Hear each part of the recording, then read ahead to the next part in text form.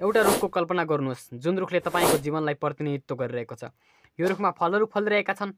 हामीले देख्न सक्छौँ यो रुखमा कस्ता प्रकारका फलहरू फलिरहेका छन् भनी। तर हामीले ती फलहरू रुचाउँदैनौँ किनकि ती साना छन्, नमिठा छन् अनि अपर्याप्त पनि। अधिकांश मूर्ख मानिसहरूले यिनै फलमा नै कसरी मिठासपन ठुला ठुला अनि धेरै फलाउन सक्छु भन्दै फोकस अनि वर्क गरिरहेका छन्। र अर्का थरीका मानिसहरू जसले यो भिडियो हेरे, जसलाई बेसिक फाइनेन्सियल लिटरेसी थाहा छ, फाइनेन्सियल लिटरेसी सब थोक मान्छन्, ती मानिसहरूले मिठा ठुला अनि धेरै फल बनाउनको लागि यसरी काम गर्छन्, जुन एकदमै राम्रो। तर के तपाईँलाई थाहा छ यो भन्दा पनि भित्र अर्को कोर लेभल छ। यहाँ तपाईँले बिरुवा रोप्दा गर्नु नै पर्ने मेन माटो परीक्षण, हावापानी चेक गर्ने र उपयुक्त वातावरण नभए कसरी कृत्रिम वातावरण तयार गर्ने भनी हेरिन्छ। र तपाईँ नै भन्नुहोस् त फलहरू राम्रा मिठा अनि ठुला बनाउनको लागि फलमा भन्दा जरामा भन्दा पनि माटो वरिपरिको वातावरण नै चेन्ज अनि उपयुक्त बनाउनु बुद्धिमानी होइन र? र त्यो माटो परीक्षण गर्ने वातावरण मिलाउने ब्लुप्रिन्ट भनेको यो हो। यो ब्लुप्रिन्टको बारेमा डिटेल रूपमा जान्न चाहनुहुन्छ भने hit the like button to notify me. Programming भित्र दुईवटा सब पोइन्टहरू पर्दछन्। पहिलो हो भर्बल प्रोग्रामिङ। तपाईँले तपाईँको आजसम्मको जीवनकालमा मनी, वेल्थ र रिच पिपुलको बारेमा के सुन्दै हुर्कनु भयो? के ती यिनै त होइनन्? यदि यिनै र यस्तै हुनु भने यी कुरालाई तपाईँले चेन्ज गर्नुपर्छ, किनकि तपाईँले जे सुन्नुहुन्छ त्यो तपाईँको सबकन्सियस माइन्डमा गएर बस्छ अनि तपाईँले यस्तै कुरा सोच्नुहुन्छ, त्यही सोचमा आधारित रहेर निर्णय लिनुहुन्छ के गर्ने के नगर्ने भनी। त्यसपछि त्यही निर्णयमा आधारित रहेर काम सुरु गर्नुहुन्छ अनि रिजल्ट त तपाईँको काम अनुसारको आउने नै भयो। हेर्नुहोस् त कति गहिरो सम्बन्ध छ तपाईँले सुनेको कुरा र तपाईँले पाउने रिजल्ट बीच। त्यसकारण तपाईँले रिजल्ट चेन्ज गर्न यी यस्ता सुन्दै आएका कुराहरू चेन्ज गर्नुपर्छ, जुन तपाईँले रिच तथा सक्सेसफुल पिपुल, तपाईँले जे चाहनुहुन्छ त्यो प्राप्त गरिसकेको व्यक्ति, विभिन्न प्रकारका पोडकास्ट भिडियोहरू सुनेर तपाईँले आफ्नो भर्बल प्रोग्रामिङलाई चेन्ज गर्न सक्नुहुन्छ। त्यसपछि प्रोग्रामिङको दोस्रो सब पोइन्ट भनेको मोडलिङ हो, जुन तपाईँलाई एउटा स्टोरीबाट बताउन चाहन्छु। एउटा महिला थिइन् जसले अरू सबैलाई खाना खान दिइसकेपछि खाना पकाएकै भाँडामा खाना खाने गर्थिन्।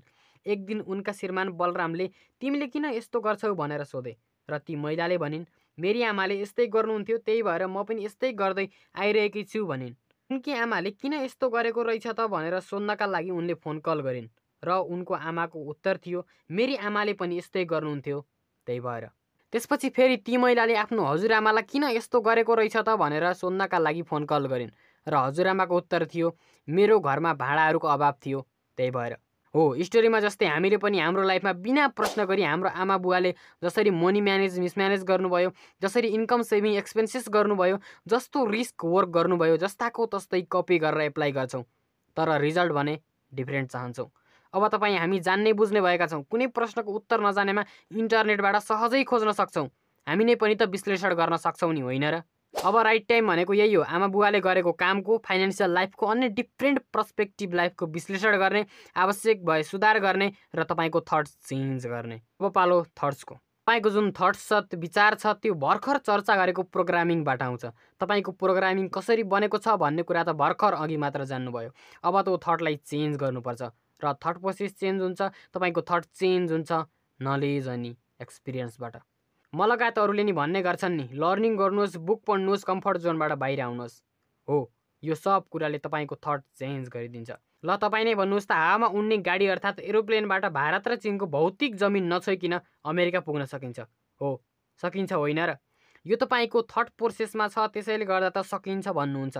तर एरोप्लेन बन्नु पूर्व यस्तो कसैले भनेको भए त्यसलाई तपाईँले पागल भन्नुहुन्थ्यो, किनकि तपाईँलाई थाहा थिएन, तपाईँको माइन्डमा त्यो नलेज नै थिएन। हो, त्यसकारणले यो कुरा जीवनभर याद राख्नु होला कि that's can not operate without knowledge and experience. अझै एकपटक भन्न चाहन्छु म, that's can not operate without knowledge and experience. जब तपाईँले नलेज तथा एक्सपिरियन्सबाट तपाईँको थट चेन्ज गर्नुहुन्छ, त्यसपछि तपाईँमा कन्फिडेन्स अनि मोटिभेसनको फिलिङ आउँछ। यसबाट नै तपाईँले तपाईँको त्यो प्रति महिना 20,000 मन्थली इन्कम भए पुग्छ भन्ने फिलिङलाई अब मलाई 50,000 प्रति महिना इन्कम चाहिन्छ, म पनि सक्छु भन्ने तपाईँमा फिलिङ आउँछ। हो, त्यही आवश्यकता पुरा गर्न यही फिलिङका साथ तपाईँले एउटा डिसिजन लिनुहुन्छ। हो, त्यही डिसिजनले हामीलाई एक्सनतर्फ लिएर जान्छ। अब तपाईँको यो स्टेपमा तपाईँले जुन फिलिङका साथ एक्सन लिने डिसिजन गर्नुभएको थियो, हो त्यो एक्सन लिने बेला भएको छ। तपाईँले प्र्याक्टिकल काम गर्ने बेला भएको छ। मानौ तपाईँले 50,000 प्रति महिना कमाउने डिसिजन लिनुभयो भने अब कसरी कमाउने त भनेर प्र्याक्टिकल काम गर्ने स्टेप भनेको यही हो। यो स्टेप भनेको तपाईँले तपाईँको एक्सन अनुसारको रिजल्ट पाउने स्टेप हो। यदि तपाईँले फिलिङ गरे जस्तो रिजल्ट पाउनु भएन भने यो बिजनेस कि तपाईँको थट प्रोसेसमा, तपाईँको एक्सनमा, या त फिलिङमा, या त तपाईँको प्रोग्रामिङमा कुनै न कुनै कम्पोनेन्टमा अझै पनि तपाईँमा पर्याप्त काम भइरहेको छैन। यसमा अझै सुधारको खाँचो छ। तपाईसँग भएको मनी रिजल्ट हो, तपाईँको वेल्थ रिजल्ट हो, तपाईँको फाइनेन्सियल स्ट्याटस रिजल्ट हो। यदि तपाईँ यो रिजल्टदेखि असन्तुष्ट हुनुहुन्छ भने तपाईँले चेन्ज गर्ने भनेको यसको कज हो, न कि रिजल्ट। अनि अर्को मेन कुरा, यो भिडियोको सुरुमा मैले फाइनेन्सियल लिट्रेसीलाई पहिलो नभएर दोस्रो महत्त्वपूर्ण स्थानमा राखेको थिएँ, याद छ?